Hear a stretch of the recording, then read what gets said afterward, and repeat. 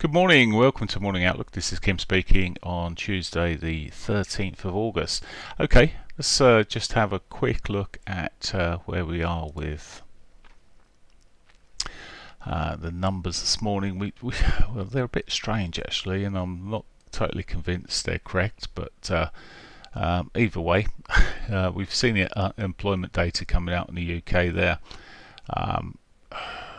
Claimant count seems massively higher. The previous saying that previous one was 36,000, but 135 compared to 14.5, and we've seen the pound strengthen.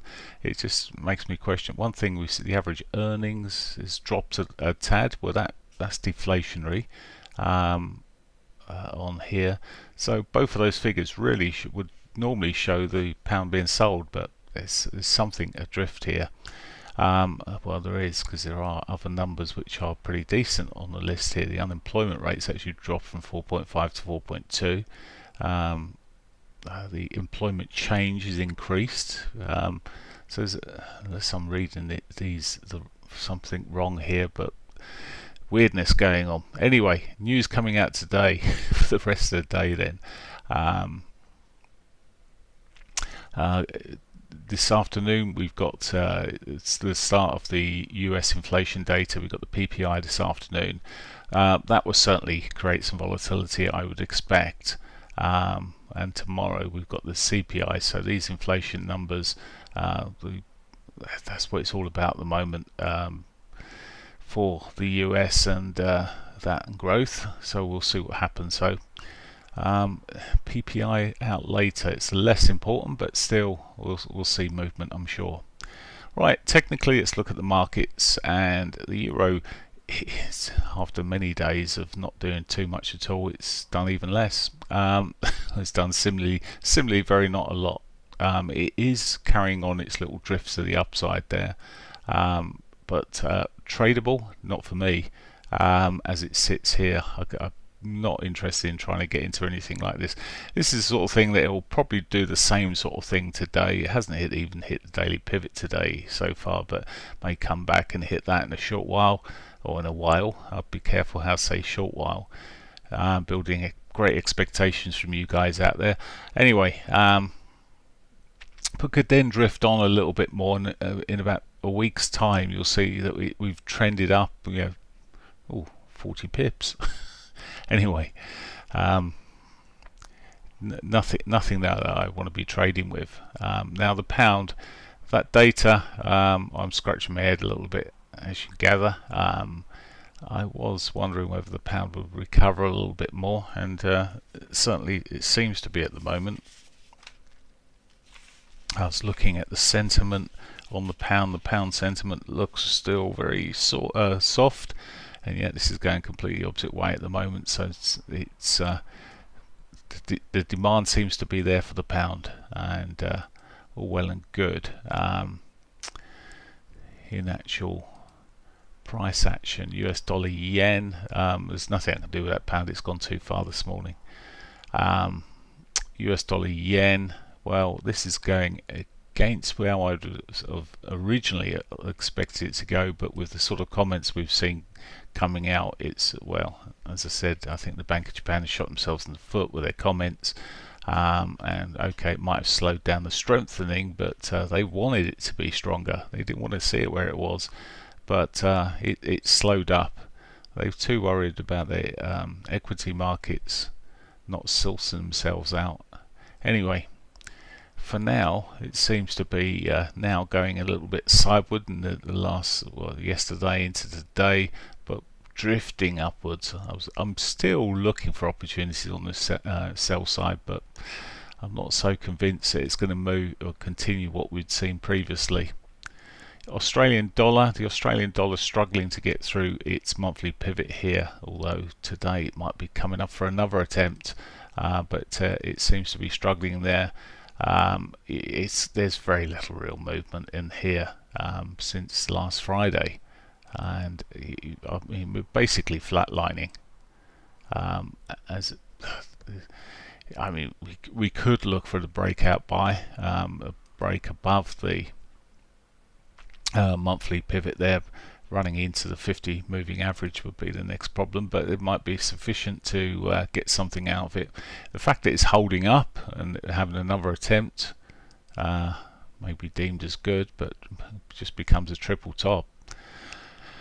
I was looking at US dollar CAD yesterday to get into a trade. It never triggered the trade. It came close. It was about 3 or 4 pips away from triggering a trade, but I'm a bit fussy on this one and it's not doing it yet.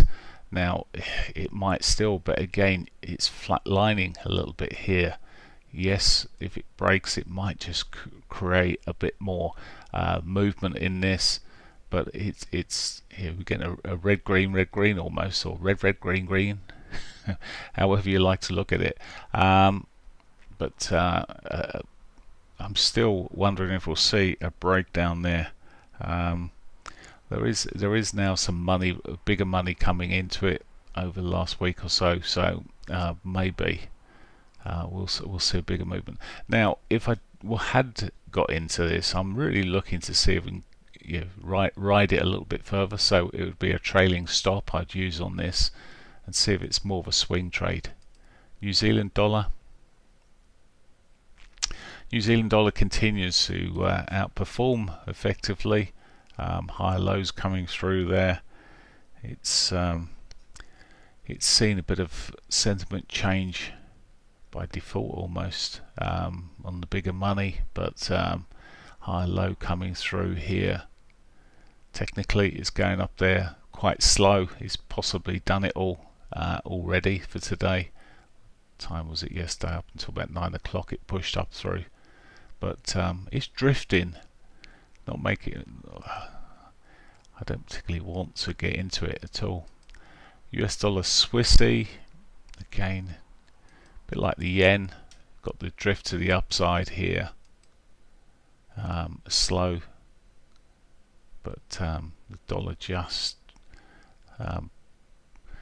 pushing up there. Yesterday, I mean, you look at the price action here, it pushed up and only to fall back over again, and in the afternoon it really is quite a mess there. Cross pairs, euro pound, well, no surprise to see this coming off a little bit here. I want it to come off a lot more because next week I will be going on holiday and I'll be going into Europe, well, part of it, Dublin. Very exotic place. Anyway, expecting it to come down to these sort of levels at some stage would be nice, but either way, when the reality, it could equally turn around at some point, but for now it's looking like it's running down towards its weekly S1.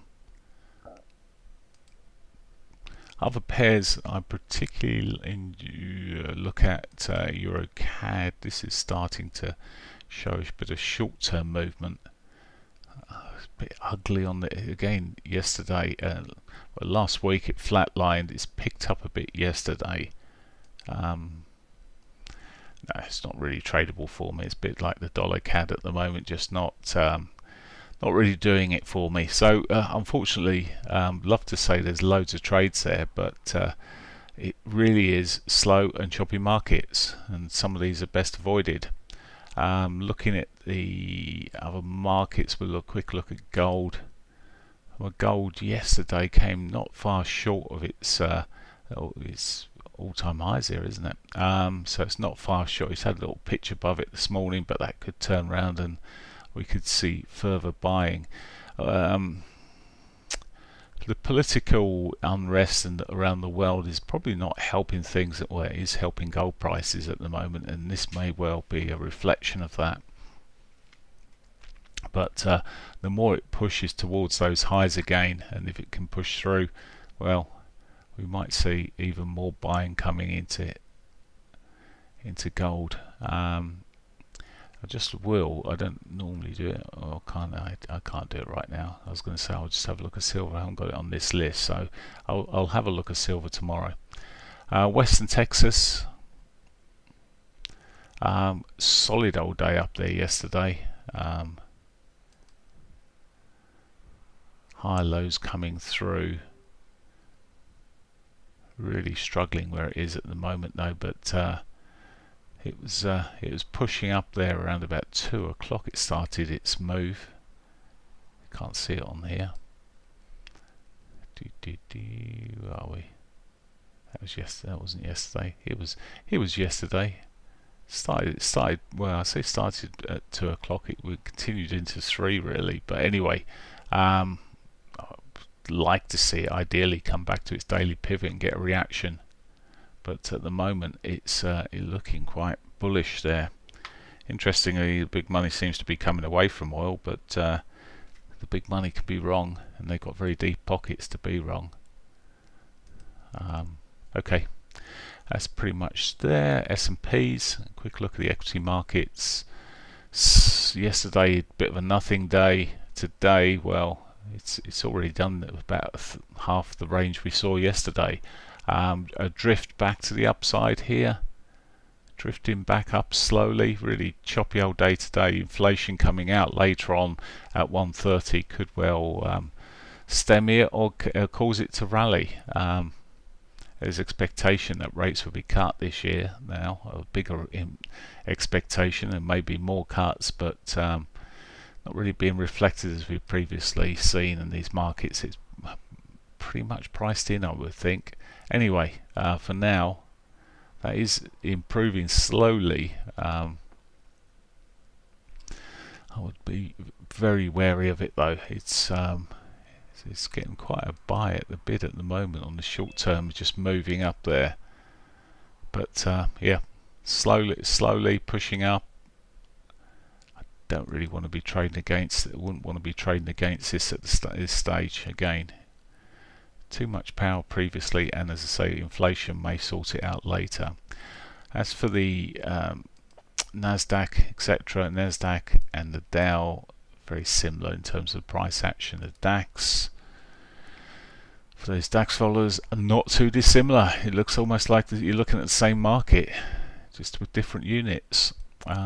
Same slow push. It's not going quite so, pushing up quite so far at the moment, but same old move, pushing up there. And the FTSE, just come down the time frames, it's actually moving slightly better than the others. Don't tell anyone, but it is pushing on there just a little bit more, gradually working its way up.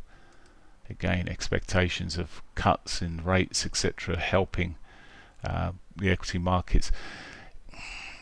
It is going up okay. It's not really, just looking at this on an hourly basis, appearing to give loads of opportunities to get into the trade, of course. Depending on what you want to do, maybe on the shorter time frames there's something a lot better, but I'm looking at this not thinking it's not really showing too much there. Already hit the R1 today, hasn't hit the daily pivot, could push on to the R2 at some point. Okay, that's pretty much it for me today. So we're in a proper summer market at the moment. Yes, we've got inflation out later, so that might be the catalyst for some more volatility in these markets. Okay, wish you a great day's trading, and I'll catch you in the morning. Bye for now.